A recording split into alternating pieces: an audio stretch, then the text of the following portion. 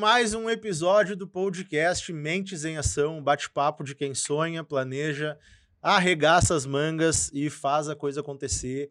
E hoje nós estamos aqui num formato novo, uma novidade que a gente traz desde a saída do nosso querido tio Will, saudade tio Will. A gente vem pensando e bolando e tentando inovar. E hoje, além de entrevistados, nós estamos trazendo um convidado para entrevistar, junto comigo, os nossos convidados. Uma pessoa técnica do assunto que vai nos ajudar a esclarecer aí, saber um pouco melhor de como as coisas funcionam hoje no nicho criminal do direito. Eu vou começar o episódio apresentando mais uma vez os nossos patrocinadores. E, querendo ou não, um dos nossos patrocinadores está na mesa hoje, João, meu irmão, patrocinador, vai fazer a entrevista junto comigo, vai questionar aí os advogados que hoje nos alegram de estarem aqui e vai apresentar hoje ele mesmo, o nosso patrocinador, Camelau. Bem-vindo, João, bem-vindo. Muito obrigado, bem-vindo de volta, né? Bem-vindo. Estou aqui de volta, é uma satisfação estar aqui, obrigado pelo convite também. Acho que vai ser bastante interessante para o público de vocês. Camelau é um escritório de advocacia, nós trabalhamos com um modelo inovador, mas exclusivo de atuação. Nós basicamente coletamos e analisamos os dados das empresas, convertemos eles em referências e definimos ações através de um mapa estratégico para que as empresas tomem ações para prevenir, remediar, extinguir ou converter prejuízos. E isso tudo, no final das contas, se transforma em receita. Nosso interesse é esse, é fazer com que as empresas deixem de correr riscos excessivos e convertam esses riscos, potenciais prejuízos, em receitas. Até que, enfim, Gabi, foi apresentado o nosso patrocinador de maneira correta, né? Muito obrigado, João. Mas lá estou satisfeitíssimo, porque sempre foi apresentado do jeito certo. Tá? Hype CB, hoje a Hype está conosco aqui, um bonezinho na mesa, copo. Quem não conhece ainda, a gente sempre fala, né? Tá sem internet, a Hype CB fica na José do Patrocínio. José do Patrocínio, bem em frente ao Bar Opinião, na Cidade Baixa, em Porto Alegre. Eles funcionam em 2 formatos, casa noturna na sexta e no sábado, mas durante a semana, a partir de quarta-feira, a loja de conveniências, que é um modelo também inovador no Brasil, em Porto Alegre principalmente, funciona a partir das 17 horas. Logo, logo a Hype vai estar apresentando a reforma no local e muitas novidades para quem é... quem é, como é que se diz? Para quem é... Quem nos assiste, para nossa audiência do Mentes em Ação. Estúdios Combo também, né? A gente sempre precisa falar deles. Qualquer filmagem, produção de vídeo, edição que vocês precisem, o Estúdios Combo, aqui estamos, vai fazer para vocês casamento, festa de aniversário e vídeos institucionais, tudo que é tipo de captação de imagem, tanto aqui dentro do estúdio quanto fora, o Estúdios Combo consegue fazer para vocês. Então chama eles, @EstúdiosCombo no Instagram, e eles vão conseguir fazer o melhor serviço possível para vocês. E vamos ao que interessa, que eu tô curiosíssimo por esse episódio aqui. Cara, como eu disse, hoje então a gente tem 2 entrevistados e um entrevistador junto comigo, um responsável técnico, digamos assim, pelo assunto. E eu quero apresentar para vocês hoje Vinícius e Marcos. São 2 advogados criminalistas e eles vieram aqui nos contar como eles começaram nessa atuação profissional, alguns, com certeza, casos de júri que eu vou querer saber, que com certeza vão ser interessantes para nós, mas, por favor, se apresentem, sejam muito bem-vindos. Na verdade, deixa eu fazer um parênteses aqui, eu queria dizer que Mentes em Ação é um espaço para inspirar novas pessoas, né? E a gente sempre traz profissionais aqui que arregaçam as mangas, que trabalham, que se sustentam das suas próprias ideias, seus próprios negócios. Ter um escritório de advocacia é um empreendedorismo também, é uma captação de cliente de alguma maneira também, que a gente vai falar isso mais para frente, mas que vocês saiam daqui hoje inspirando talvez novos advogados que estejam aí nos assistindo, que queiram chegar até o sucesso que hoje vocês Eu quero falar bonito, que nem vocês falam, mas eu não tô conseguindo, sabe? Então, tem o sucesso que hoje vocês alcançaram. Apresentem-se e sejam muito bem-vindos. Pode começar. Vamos pela ordem alfabética? Quer começar? É bonito, viu? Eles falam bonito. Que bonito, né? Então, bom, meu nome é Marcos Hauser, sou advogado criminalista. Meu escritório tem sede em Sapucaia do Sul, cidade da qual eu sou vice-presidente da OAB de Sapucaia do Sul, né? E tenho aqui hoje a honra e a satisfação de participar do teu programa. Quero te agradecer pela oportunidade, pelo convite. Dizer que também é um prazer aqui estar dividindo este espaço aqui com o meu dileto amigo, o Dr. Vinícius Vargas, e também com o meu grande amigo, Dr. João Camerini. Nos conhecemos na pós-graduação na Fevale, Novo Hamburgo, e desde então acabamos construindo essa amizade sólida que nos proporcionou estar aqui hoje participando deste programa e dividindo algumas experiências com vocês aí. Buenas, o meu nome é Vinícius Vargas, eu também sou advogado, sou criminalista, e meu escritório fica em Novo Hamburgo, sediado em Novo Hamburgo, e já tenho aí uma caminhada de pouco mais de década e meia dentro desse espectro aí na defesa criminal, e também tenho a honra, a satisfação. Na verdade, nem é só isso, né, Marcos? Me sinto aqui um privilegiado em compor esta mesa, em ombrear, sempre ombrear o meu dileto amigo e colega Marcos, e da mesma forma o João, e participando aqui deste programa, deste podcast, deste episódio, que nós sabemos aí que difundido pela rede mundial de computadores, enfim, nas redes sociais, muito bem assistido, e poder aqui trazer experiências, contar as nossas histórias, porque eu costumo dizer, né, Marcos, o Marcos sabe disso, o João também, que o advogado criminalista, especialmente, nada mais é que um bom contador de histórias. Exato. Então, nada mais... nós estamos aqui para isso, dividir essas experiências e contar as nossas histórias. Que maravilha. Como é que o juiz lida com isso na hora do júri? Tem uns que ficam perplexos, outros fingem que não estão ouvindo, mas é assim mesmo.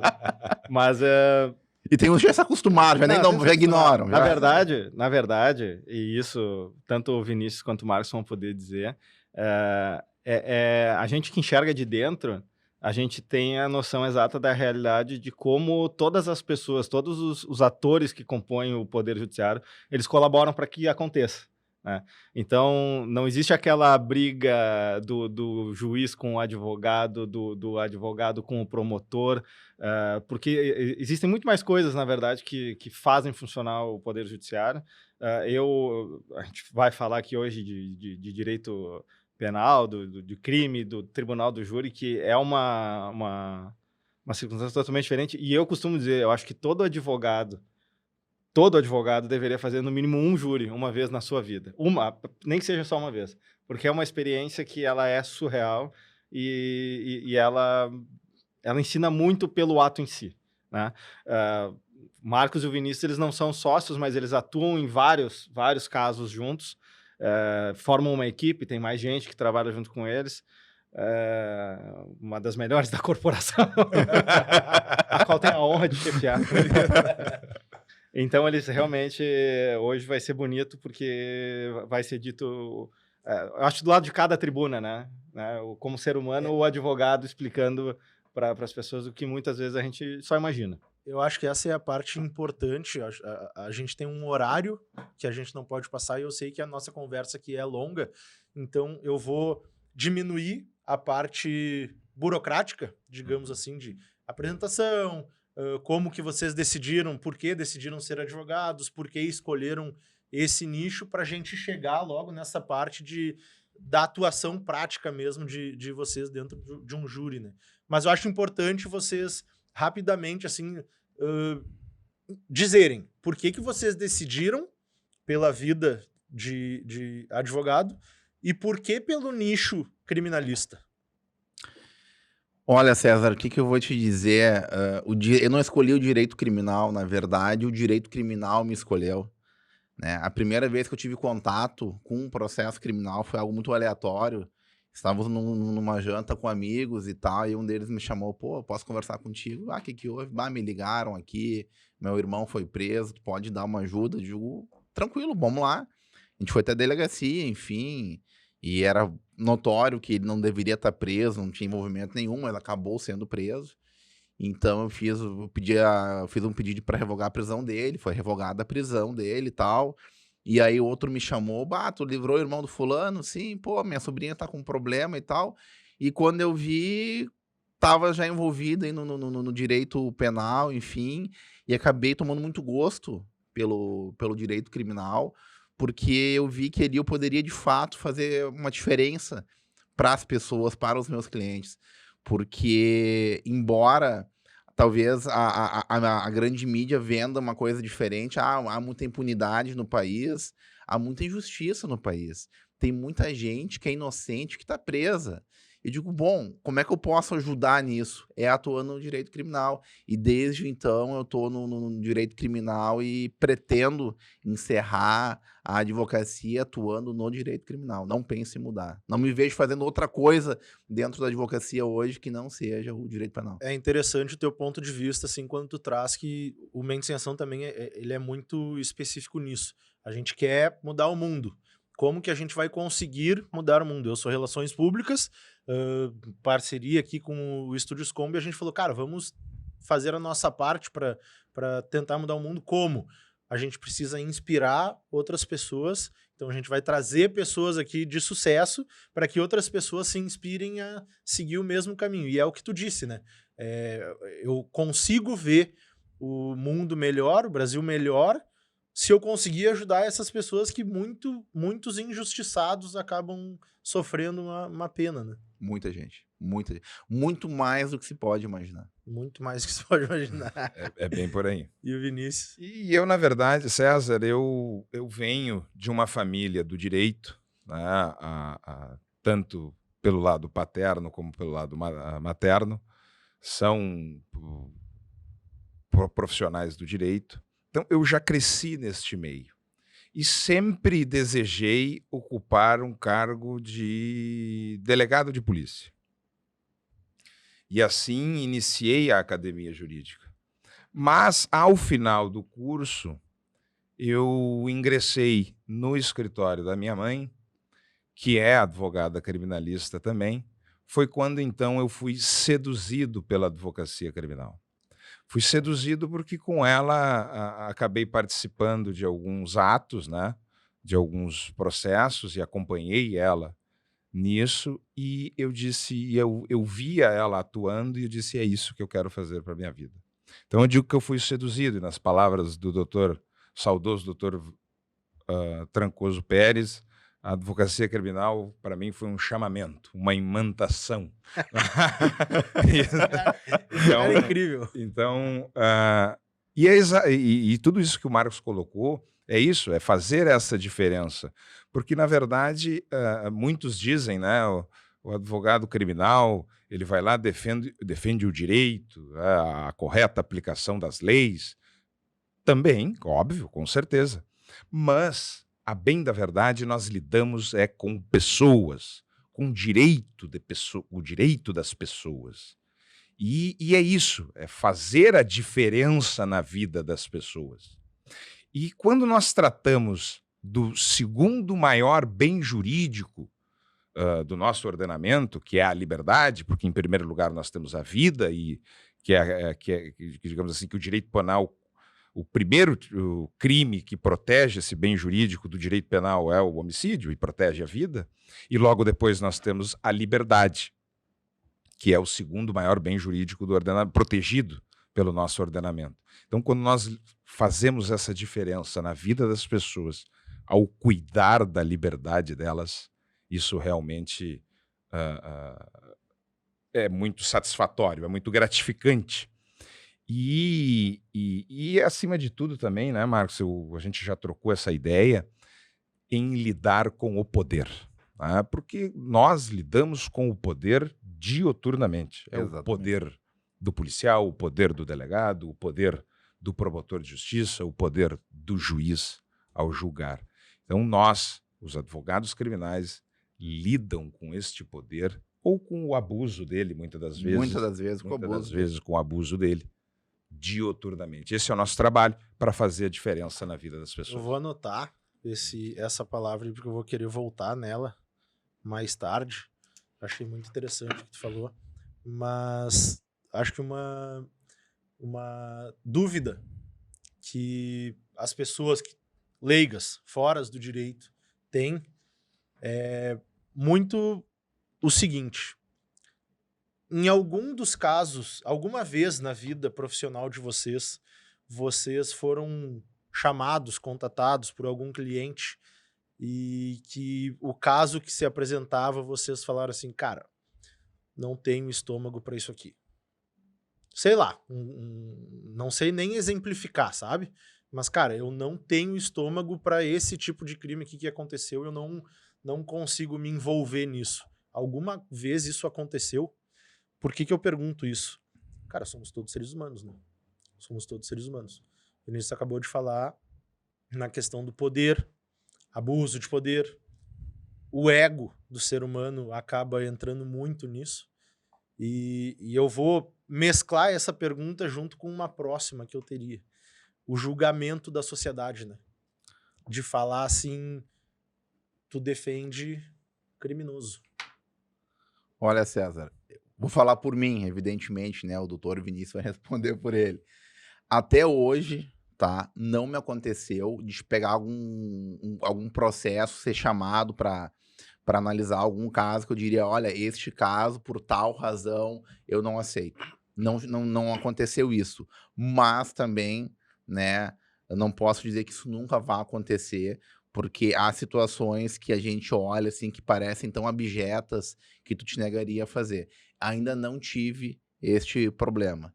E respondendo a segunda pergunta, que é referente ao julgamento da sociedade, eu te confesso que no começo, quando eu comecei a carreira, eu também já tenho mais de 15 anos de trecho aí, assim como o doutor Vinícius, eu vou te dizer que no começo, às vezes, esse julgamento me incomodava um pouco, até porque a gente é muito jovem, inexperiente, mas depois de um tempo eu comecei a entender, né, e normalizar isso, porque eu entendo por que a sociedade julga. Eu entendo, tu defende o bandido. Não, eu não defendo o bandido. Eu defendo uma pessoa que é acusada de cometer um crime. E eu não tô lá, eu quero absolver ele a qualquer custo. Não, existem casos, inclusive, que a gente chega no processo do júri, a gente chega pro jurado, olha, tu tem que condenar essa pessoa aqui. Mas por isso e isso. Não por tudo que estão dizendo que ele fez. Condene ele pelo que ele fez, na medida do que ele fez. Porque muitas vezes aí entra a questão do abuso do poder. O abuso do poder também, às vezes, é uma acusação extrema, uma acusação que vai muito além daquilo que de fato a pessoa cometeu. Acusações excessivas. Exatamente. Vamos lá. Se é um homicídio simples, ele tem que ser processado e condenado por um homicídio simples, não por um homicídio qualificado, não por uma qualificadora que alguém tirou da cabeça e colocou lá. Então, eu enxergo o papel do advogado justamente nisso, como um garante. A pessoa que vai estar ali para garantir que aquela pessoa que está sendo acusada tenha um julgamento justo, que ela seja julgada por aquilo que ela efetivamente fez. E se for o caso de ser condenada, ser condenado pelo que ela fez e tendo a pena que é adequada para aquele caso. Então, a gente está muito mais... Tem muitos processos que o advogado atua para conter, para limitar eventual abuso. Entende? Então, essa história de, tu defende o bandido, não, isso não me incomoda, porque eu sei que isso não é verdade. E não estou ali defendendo o crime, não estou defendendo a prática de crime. Na verdade, o que estou fazendo é garantindo àquela pessoa um julgamento justo. Tenha ele cometido o crime ou não. Também é um cidadão, né? Também tem direitos iguais a todos os outros. Cometeu o crime que cometeu, deve pagar por aquilo, mas tu tocou num ponto importante. O julgamento dele tem que ser justo. Justo. Então, Acima de tudo. o leigo, né, João? Ele entende aqui fora, o cara tá defendendo bandido, o cara quer livrar o bandido da cadeia, o cara não quer que o bandido seja preso. Bandido, na linguagem leiga, para você, é o réu. O réu. É o réu. O acusado, O acusado, suspeito, investigado. O 06. Isso. Então, tem muito essa questão, né, de esclarecer, porque a sociedade julga, às vezes leigamente, sem saber exatamente. A sociedade julga quando sai a notícia na televisão, Exatamente. César. A verdade é essa. Ali o julgamento já está feito quando é noticiado o fato pelo jornal. Sim, que a mídia informa da maneira como... E como eu falei interessa, anteriormente, né? não raras às vezes, quem está sentado ali, sendo julgado, de fato é inocente. Muitas vezes a pessoa de fato é inocente. A gente teve um júri em Novo Hamburgo que a gente fez, o doutor Vinícius participou, o doutor João participou, né? Que a gente dividiu, era um júri da ativa, a Defensoria Pública não poderia atuar, enfim. Foram nomeados acho que 7, 8 advogados. Eu defendi um rapaz que ele era inocente. 5 anos preso. Inocente. Não devia estar sentado ali. Não devia estar sentado ali.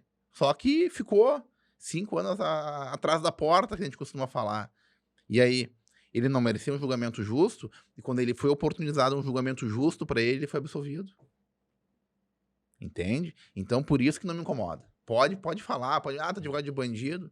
Se você é mais feliz achando isso de mim, então tá tudo certo. A consciência é tranquila. O doutor Vinícius... César. Não, eu ia dizer, antes do Vinícius falar, é importante contemporizar uma coisa, né? A sociedade, ela evolui em todos os sentidos.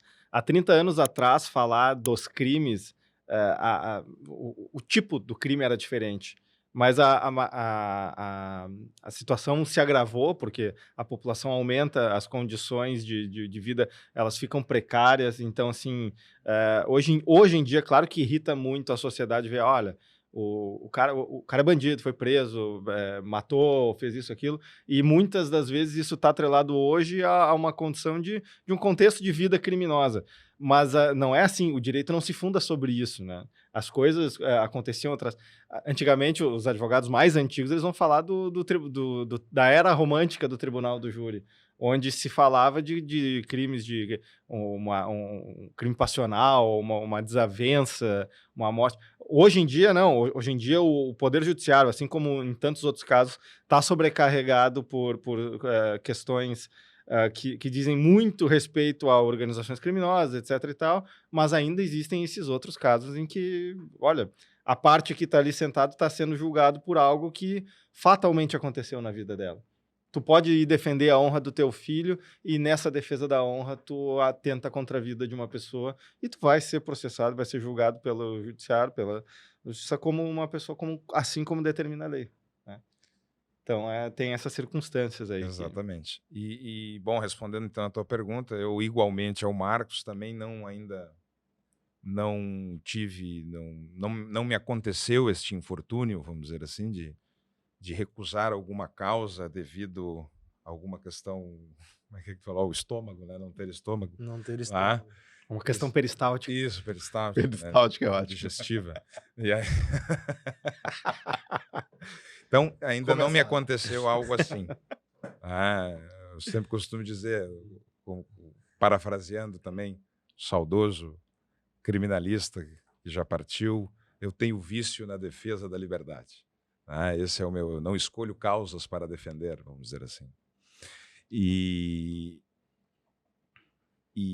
é mais ou menos isso. E a questão de não ter estômago é que o advogado criminalista não deixa de ser um ser humano, mas é importante que se separe, às vezes, porque nós somos o técnico, né? O advogado criminal, ele é o técnico ali para auxiliar aquela pessoa.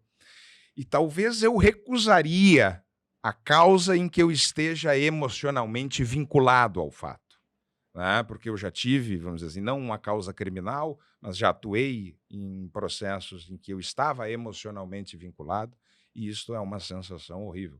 Jamais o farei em uma ação penal, alguma questão ligada a um processo criminal, porque não é uma experiência gratificante. Então, separar essa questão emocional. E a questão do julgamento da sociedade, né, Marcos? Nós aprendemos a lidar que o advogado criminalista, César, ele é um ser incompreendido. A verdade é essa. Nós somos incompreendidos. Mal ou bem é isso. E a questão da defesa, quem nos julga desta forma, é que talvez nunca tenha nunca tenha precisado ou não conheça ninguém que tenha necessitado de uma defesa criminal. Porque eu costumo dizer, e o Marcos e o João sabem disso, César, que hoje em dia não precisa cometer crime nenhum para precisar de um criminalista. Basta ser acusado. Basta tu ser acusado de uma prática criminosa, não precisa praticar um crime. Então, porque isso acontece muito, muito mais do que se imagina. É raro, mas acontece muito. É isso. raro, mas acontece É muito. raro, mas acontece muito.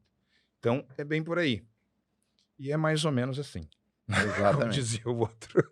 Acho que respondi a tua pergunta, né? César? Respondeu. Isso. Uhum. É muito... Isso que a gente fala da sociedade...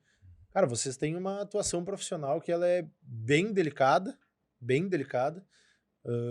A sociedade até costuma falar assim, as pessoas costumam falar, não, o criminalista ganha muito dinheiro. Vou entrar no mercado... César, agora que tu falou em remuneração, em honorários, eu costumo utilizar a seguinte frase. A gente percebe muito mais do que precisa e muito menos do que merece. Exatamente. Ponto. Exatamente. Então, as pessoas falam assim, retomando, né, que o advogado criminalista ele ganha muito dinheiro, mas, cara, é um trabalho que é bem delicado, né? Existem horas e horas e dias, talvez semanas de análise de um caso. Tu me permite? Montagem, vou te permitir, montagem de estratégia.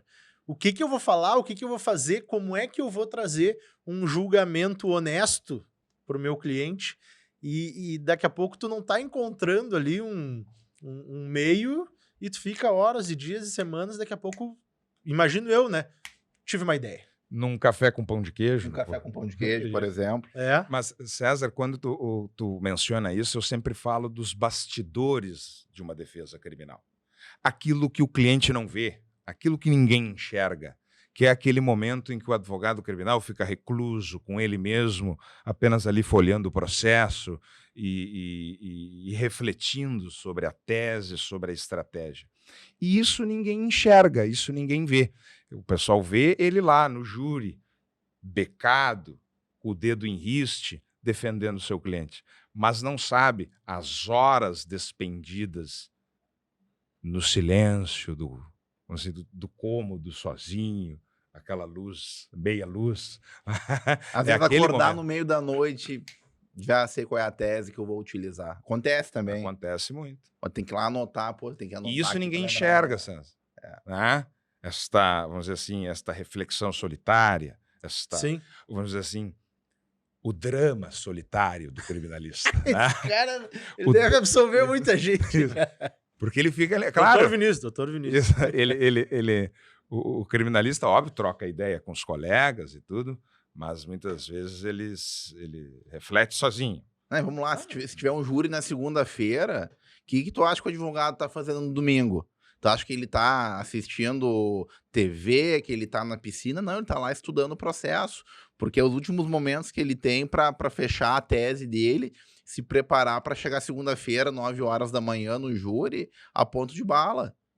Entende? O doutor Marcos fala assim do dia anterior, no domingo, porque ele é um advogado muito inteligente. Né? Porque eu, na verdade, já estou desde a semana passada. Desde a semana anterior. Né? Porque ele tem essa capacidade e essa qualificação. Isso é da natureza, da essência dele. Né? Que ele consegue. É ou não é, Marcos? Doutor Vinícius, o senhor é um fanfarrão.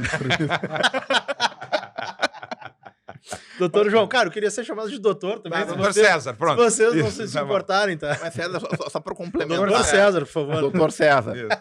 Só para complementar, às vezes o pessoal fala assim, pô, mas é caro os teus honorários. Eu dou uma resposta para todos. Caro é ficar preso. Vai ficar preso para tu ver quanto é que custa um mês dentro da cadeia. Nossa. É só fazer conta. É só Tem fazer conta conta para isso? É só fazer conta. O gasto emocional que a tua família tem, o gasto financeiro que a tua família tem. Não raras as vezes tu tem que, como é que eu posso dizer, prover uma ajuda financeira para teus colegas de cela para garantir a tua integridade física, entende? Tudo isso custa dinheiro. Então eu digo, é muito mais barato tu pagar o advogado e ficar fora da cadeia do que ser preso. Depois que tu tá preso, a conta vem e não dá para atrasar. É o preço da liberdade, doutor César. É o preço da liberdade. Quanto vale a tua liberdade, doutor César? Tem preço. Então o honorário não é caro. Não é caro nunca. Não é caro nunca. Isso, aliás, né? O medo, eu acho que as pessoas, posso dizer com convicção, né? O que as pessoas mais têm medo na vida em comum é de perder a liberdade. Se for perguntar para qualquer pessoa, olha, o que te... Não, ó, se isso aqui vai me custar liberdade, eu preciso resolver isso agora. E isso é o que dá para o advogado recém-formado uma característica meio geral, né? Que todo mundo que se forma precisa fazer o quê? Ganhar dinheiro. E aonde vem o dinheiro imediato, né? Muitas vezes na atuação da advocacia criminal. Por quê? Porque tu tem um flagrante para atender. E o flagrante paga na hora. Tem um habeas corpus para fazer. E ele vai pagar na hora. E foi assim para vocês também? Isso se desenha? Ou vocês são chamados hoje por clientes, indicação de outros clientes para atender pessoas que passam por essa circunstância aí? Fazendo um gancho, o João veio bem, doutor João. Doutor João veio bem na questão... Me cumprimentar a Vossa Excelência. Ele não vai parar, também. não adianta. Doutor João veio bem quando ele traz a situação um pouco pro lado do empreendedorismo mesmo, né? Cara, tu te formou, começou a tua carreira, tu precisa começar a pagar tuas contas, começar a viver, né? E na advocacia criminal, como é que é o início, assim? O João trouxe muito bem isso. Talvez seja o nicho dentro do direito que paga mais rápido. Como é que foi para vocês essa construção, assim? É que nem eu falei no início, né? Eu comecei com um fato isolado, que foi o irmão de um amigo que foi preso, aí eu libertei ele, e aí chegou um outro amigo nosso em comum também, já era para atender a sobrinha, e aí essa sobrinha ficou presa um tempo, porque a acusação era grave, era um crime de homicídio, enfim. Aí uma colega de cela dela, quando saiu, já me chamou para cuidar do processo dela, e aí essa menina, ela morava num bairro bastante... com um índice de criminalidade bastante elevado aqui na região do Vale dos Sinos. E aí uma pessoa me chamou, e aí um vai indicando o outro, quando vê isso, cria um efeito cascata. Né? Boca a boca total. Boca a boca total. Eu posso estar enganado, né? Mas eu nem digo, sempre falo por mim. O meu começo foi assim, foi o boca a boca. Entendeu? É um cliente indicando o outro, porque a partir do momento que tu começa a trazer um bom resultado... Essa pessoa vai dizer, pô, mas como é que tu saiu, doutor César? Pô, te pegaram pela terceira vez este mês, tu tá solto aqui de novo.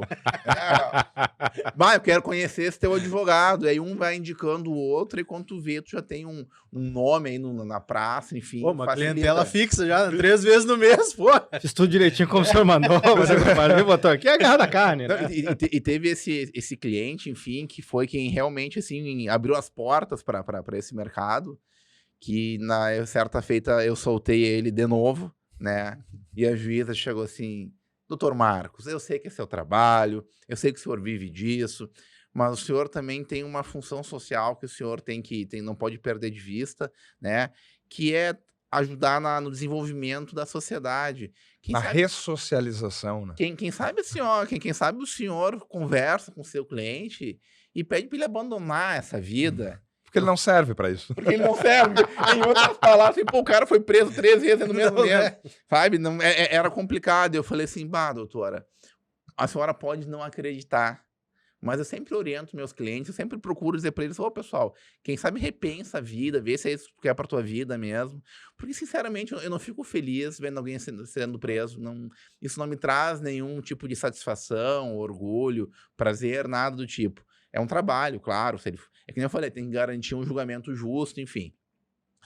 Mas, assim, começou assim, foi um indicando o outro, e eu vou te dizer que até hoje isso não mudou muito, tá? É um cliente indicando o outro, só que, claro, como a gente começa a ficar mais conhecido, fazer um networking maior, muitas vezes colegas de outras áreas acabam indicando a gente. Porque às vezes pega um colega do previdenciário, se alguém procura, meu filho foi preso.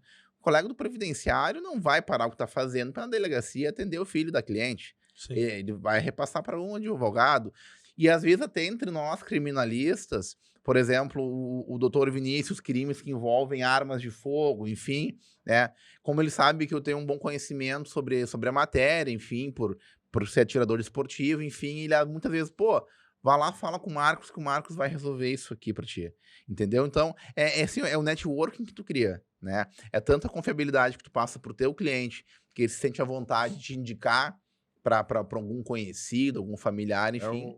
Quanto os próprios colegas também sentem confiança, pô, é um profissional sério, ele sabe o que tá fazendo, eu posso indicar ele sem me queimar. Sim. O bom atendimento capta, né? Faz a captação de clientes também. Mas a bem da verdade, e aqui não me entendam como uma crítica à academia nem nada, o grande problema da academia jurídica é que ela não te ensina a empreender. Porque, na verdade, nós nos formamos, saímos dali bacharéis e após a aprovação no exame de ordem, nós saímos dali apenas, né, mal e mal, às vezes, sabendo o direito tão somente. É verdade. Então, nós não sabemos. Nós temos uma tabela de honorários, que a própria OAB fixa uma tabela de honorários, que aquilo ali é uma referência, né? Não é uma coisa, vamos dizer assim, obrigatório, não é algo obrigatório, mas é uma referência, mas não nos ensina a empreender, né? A ser os empreendedores que o advogado né? Possui seu escritório. Claro. É uma empresa, né? É uma empresa. E a gente aprende isso vamos dizer assim, as duras penas aí, né? Exatamente. Tomando a ruim, como se diz, né? Tomando a ruim. E aí é isso. E aí a captação de clientes, e aí, claro, com a evolução, a questão do marketing digital, nós conseguimos nos expor mais, mas nós temos limitações éticas relativas vamos dizer assim, a comercialização do serviço jurídico. Nós temos muitas limitações éticas pela nossa entidade de classe. Mas a questão do bom atendimento, do boca a boca, da parceria com os colegas. Eu, atualmente, a maioria dos meus clientes são indicações de outros colegas e parcerias com outros colegas.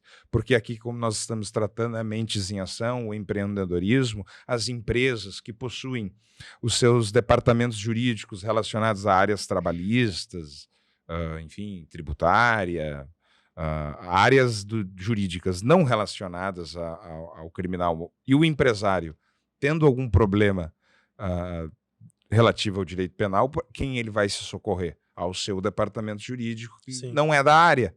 E é esse colega que vai daqui a pouco indicar um criminalista para atender aquele determinado serviço. Por exemplo, agora tive um caso recente também de um empresário que teve um problema relativo à área criminal e tinha exatamente o advogado da empresa que me conhecia e me indicou para atender essa demanda dele. Então, na verdade, a rede social, vamos dizer assim, nos auxiliou muito na questão de ser visto, ser mais visto, né, da exposição. Mas ainda em relação à comercialização, nós temos muitos limites. No popular, para as pessoas entenderem, o advogado não pode fazer uma propaganda própria, né?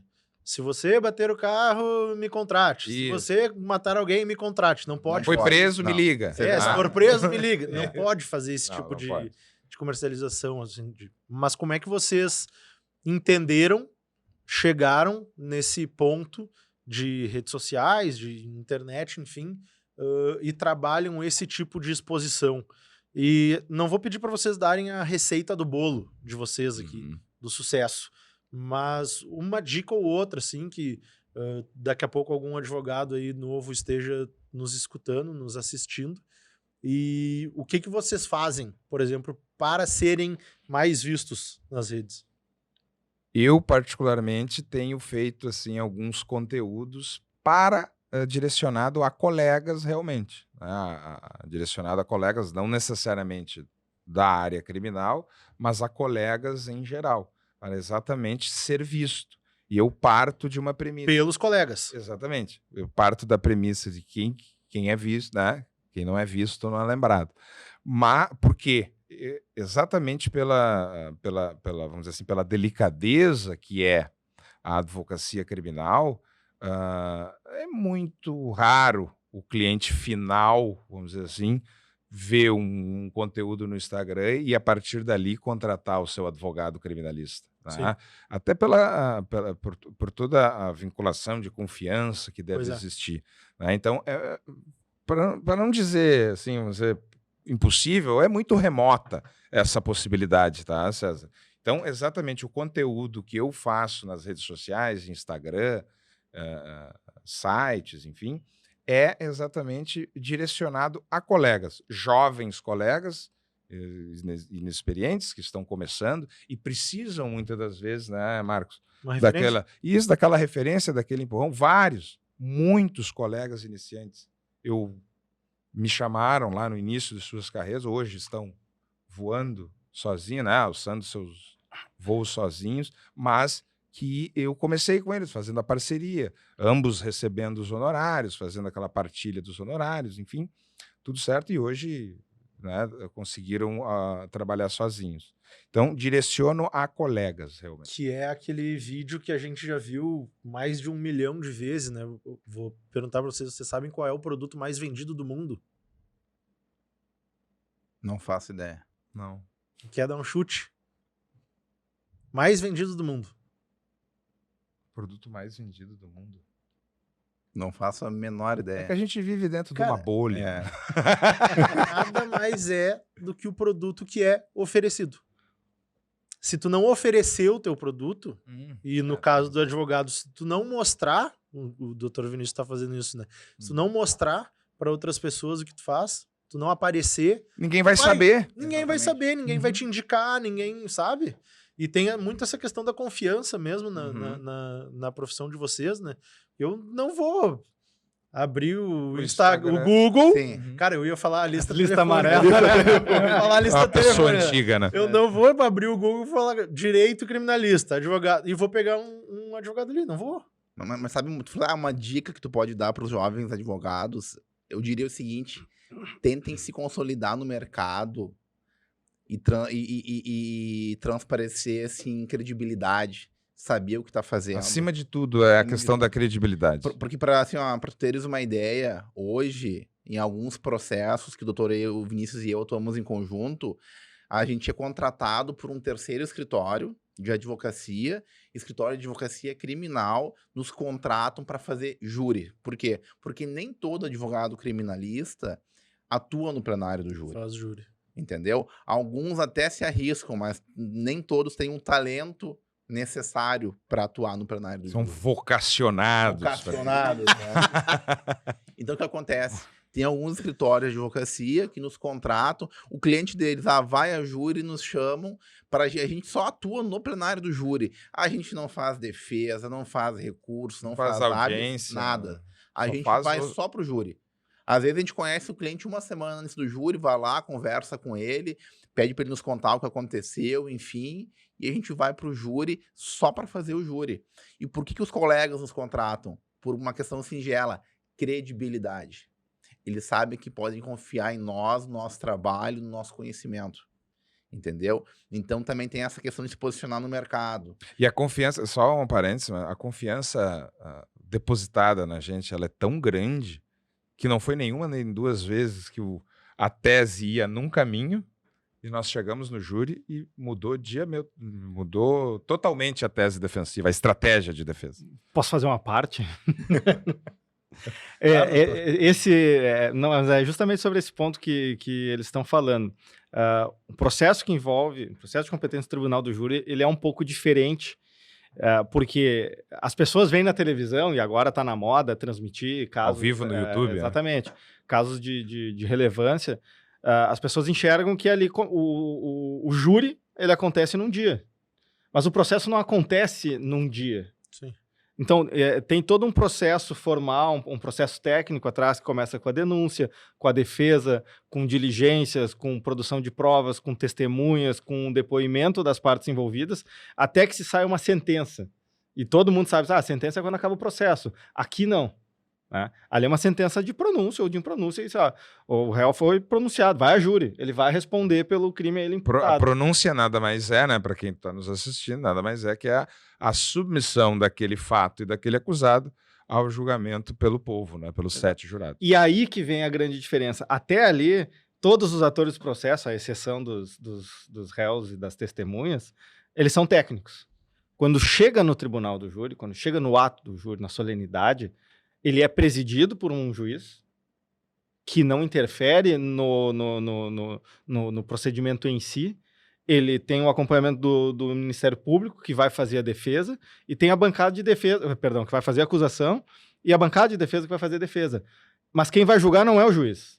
Aí existem 7 pessoas do povo que têm que ser convencidas ali na hora de se aquele fato Sorteadas é ali ou na hora. não imputável à pessoa. Então, a destreza do advogado que vai para o júri é se provar naquele dia para 7 pessoas que ele nunca viu na vida, que nunca viram o processo, e ele tem que ter tudo na ponta da língua e explicar de um jeito técnico para que eles entendam de uma forma as não pessoas técnica. entendam. Esse é o grande desafio, eu É o acho. grande Se desafio. vocês Em puderem 1h30, complementar. Não tem um dia inteiro pra ficar... não é quanto tempo tu quiser.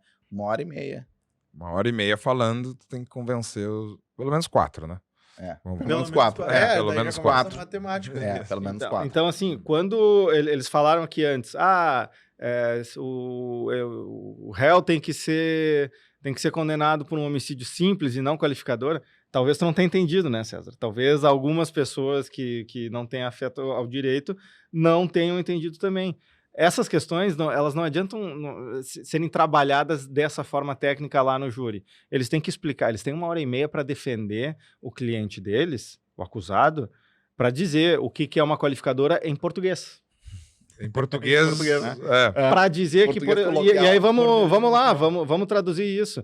Que ele matou o Vinícius matou o Marcos para defender a honra da família dele. Isso é o quê? Sua legítima defesa? Pode ser. A honra, Ou por mas um... que Ou é uma qualificado. privilegiadora. É um privilégio. O Marcos ameaçou, então, de confrontar e matar o pai do Vinícius. E aí o Vinícius age naquele momento para repelir aquela investida que ele não sabe se vai acontecer ou não. Então, existem coisas que vão ter o seu termo técnico lá, o homicídio pode ser qualificado, pode ser privilegiado, pode Pode ter... ser simples. Né? Mas várias os jurados coisas. precisam entender de forma... Eles não sabem, porque eles não têm o código Eles ali não em conhecem cima. o código. E nem a obrigação de saber. E dentro dessa 1h30, vocês ainda precisam ensinar eles para depois eles fazerem um voto Exatamente. E é porque Exatamente. os jurados, eles decidem de forma monossilábica, através de uma cédula que contém a palavra sim e a palavra não. E o juiz faz perguntas sobre aquele determinado fato e eles depositam a sua decisão, positiva ou negativa, dentro de uma urna e dali sai o veredito. É assim que funciona. E às vezes, César, é tão interessante que tu tem que convencer o promotor também. E aí também entra muita questão que eu falei da credibilidade. Porque se tu pegar um promotor que te conhece, vai dizer, pô, doutor Vinícius é um advogado sério. Eu vou ouvir o que ele tem para dizer. Ele não vai vir me contar a historinha. Recentemente, não vou declinar qual é a cidade, enfim, mas uma cidade aqui próxima de Porto Alegre, a gente foi fazer um júri. A gente foi, mesma situação, a gente chegou para fazer o júri, certo? E o caso era o seguinte, o nosso cliente era acusado de tentar matar um vizinho.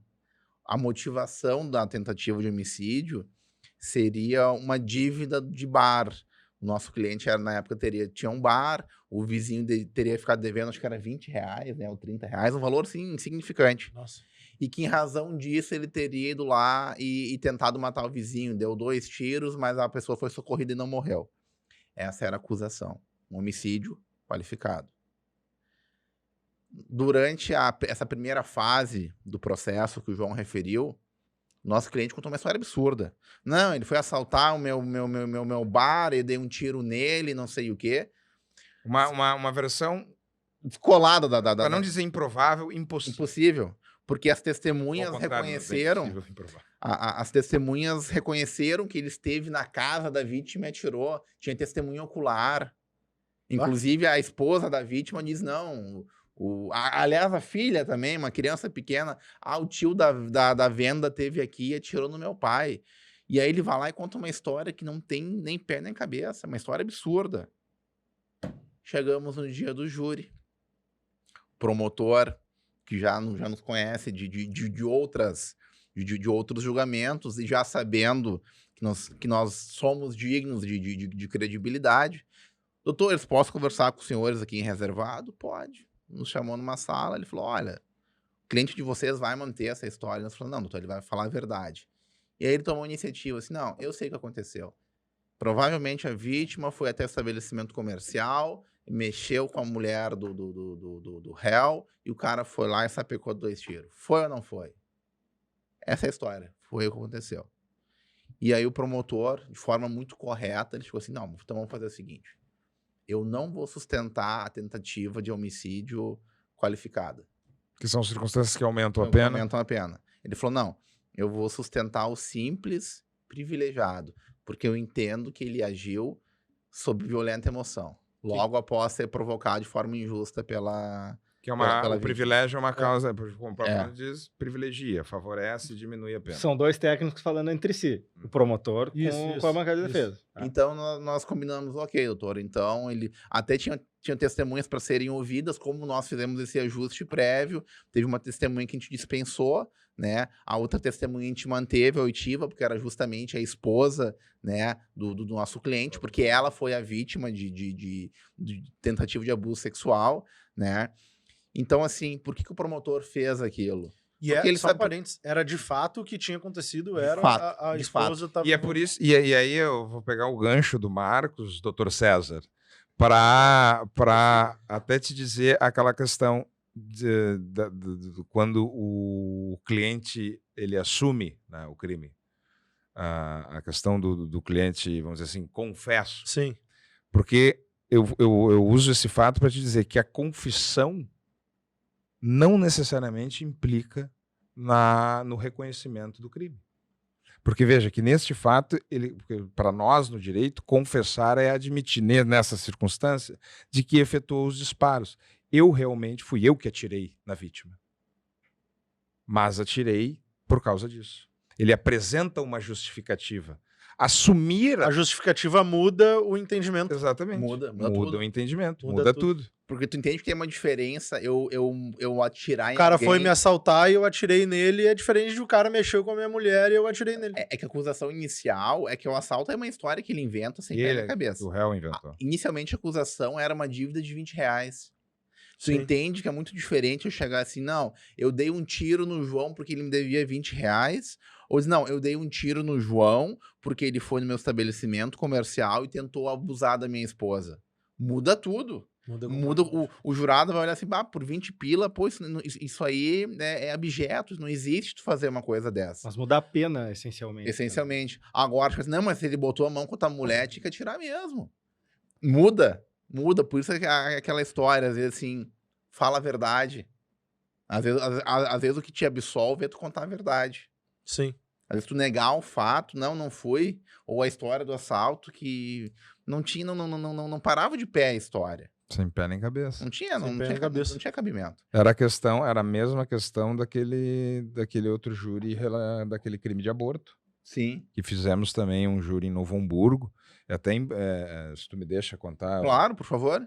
e se o doutor me permite também, Pois não. Começou. me autoriza, né? Que é importante contar desse caso, porque muitas pessoas não sabem que o crime de aborto ele é considerado um crime doloso contra a vida e, por preceito constitucional, também é julgado pelo tribunal do júri. Né? Por que não se vê muito isso? Porque se trata de um crime pequenino, assim, pena pequena, né? E tem direito a alguns benefícios da lei e aí não chega até o tribunal do júri. Mas Doutor Vinícius, deixa eu fazer um parênteses muito rapidamente aqui. A gente tá com um horário reduzido. Eu vou te deixar contar essa história, só antes eu vou fazer uma pergunta muito rápida. Tá. Um podcast sobre esse assunto é uma maneira de vocês externarem o trabalho de vocês e mostrarem o trabalho de vocês? E já pensaram em fazer um podcast sobre esse assunto? Inclusive, se me permite já adiantar, né? Nós estamos já em tratativas, né? Não Maravilha. só com o estúdio, também em tratativas internas, né? Sobre que formato. Para montar o formato, para organizar o formato do podcast. Então eu gostaria que o Dr. Vinícius contasse o tipo de história que vem aí no podcast da advocacia do criminalista. Na verdade, a ideia é exatamente essa, é contar essas histórias do tribunal do júri. né, das experiências vividas, né? Muito embora eu seja da opinião que as experiências precisam ser vividas, não bastam ser contadas, né? Mas a ideia é montar o podcast para contar alguma delas. Compartilhar, né? Isso, exatamente. E neste caso do aborto ser bem breve devido à questão do horário, e aí, como eu dizia, a areia, as areias escorrem Na na ampulheta do tempo. Me larga essa no meio de um júri, cara, aí eu larguei, não, digo não. Ah, não, cara. Que se tratava de um júri de aborto, e é importante contar, porque o pessoal, né, como eu estava dizendo antes, e ela vinha durante todo o processo, a acusada, porque se tratava de um aborto provocado pela própria gestante, né, porque nós temos lá no Código Penal o aborto provocado pela própria gestante, o aborto provocado por terceiro, enfim, que é o do médico. Tem mais de um tipo de aborto. E era o aborto provocado pela própria gestante, e ela vinha o processo inteiro negando que não havia realizado a prática abortiva. E nós lemos o processo e entendemos ali que havia uma outra situação por trás daquela prática abortiva, porque era evidente que ela que tinha realizado o ato. Mas havia algo por trás, porque ela tinha um histórico ali de relação afetiva com um indivíduo do sistema prisional, né, que estava recolhido no sistema prisional, que pelo conhecimento que nós temos lá da comarca, nós sabemos quem é esse indivíduo, né? Quem é, ele é vivo ainda, quem é esse indivíduo, e aí no dia do júri perguntamos a ela, o que aconteceu foi isso, foi ele que te obrigou, né? E aí ela realmente admitiu, né, muito emocionada, admitiu que realizou aquela prática, sob o que nós chamamos no direito, coação moral irresistível.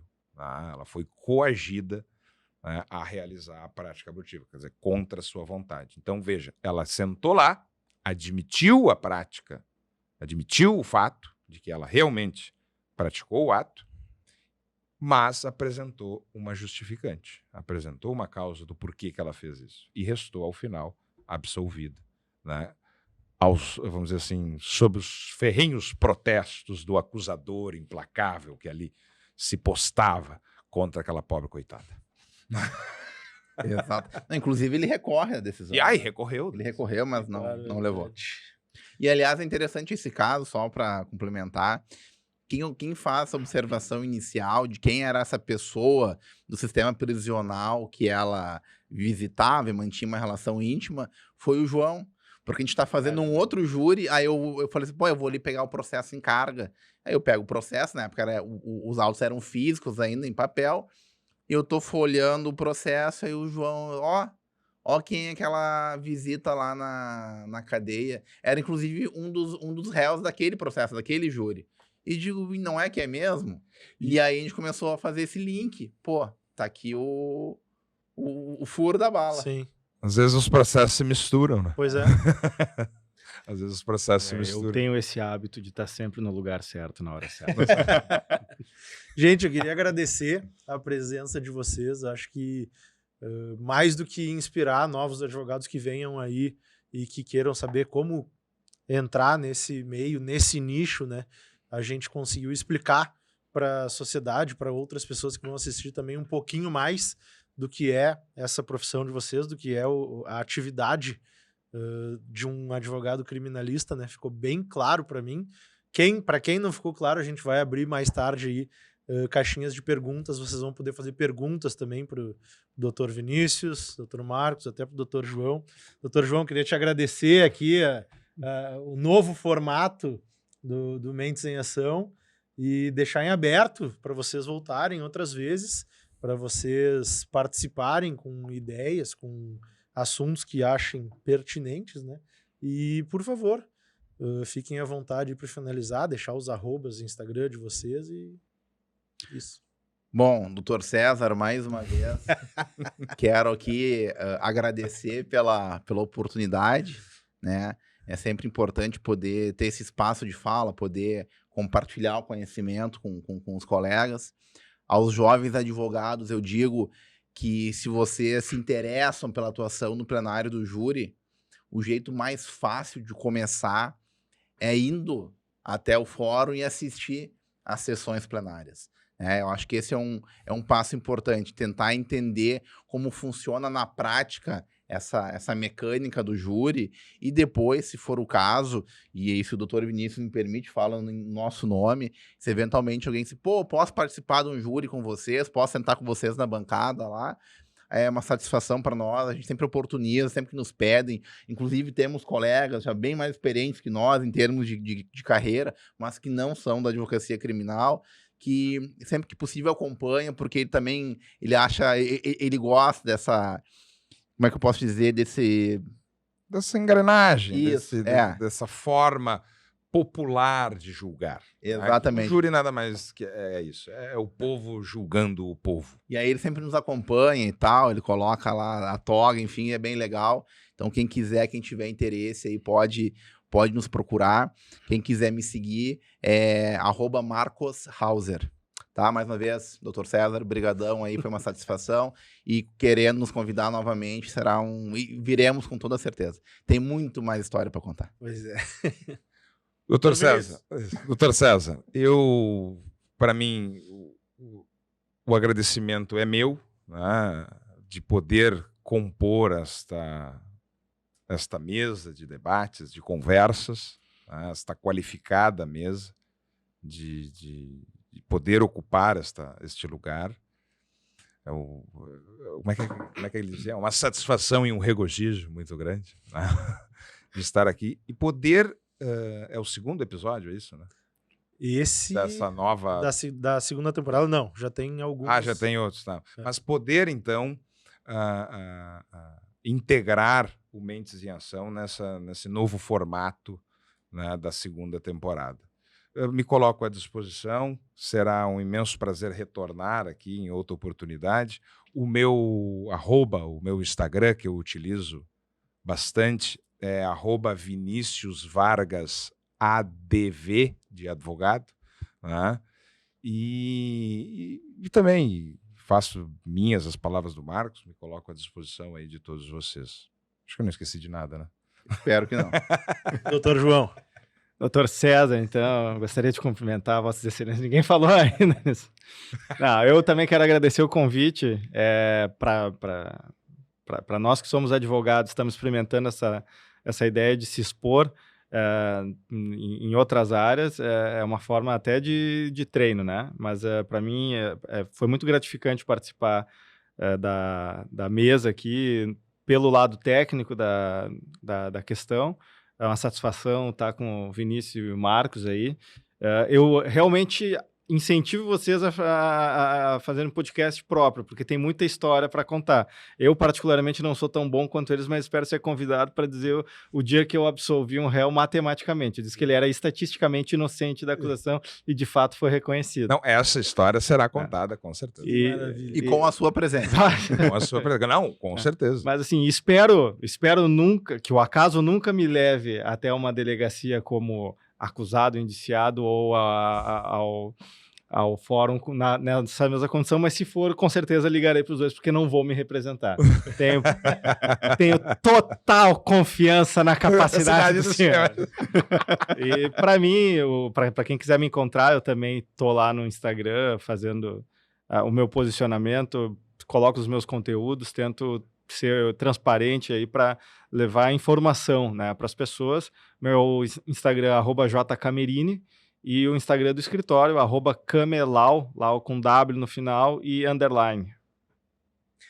Eu, então, finalizo dizendo para os senhores que satisfação, Aspira. Pessoal, muito obrigado pela audiência de hoje. Não esqueçam de se inscrever no nosso canal.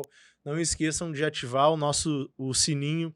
Não esqueçam que quando precisarem de advogados criminalistas, Dr. Marcos e Dr. Vinícius, um advogado empresarial, Dr. João, e quando vocês precisarem fazer um planejamento para captação de novos clientes para a empresa de vocês, @create, 2 Cs e 2 Ts.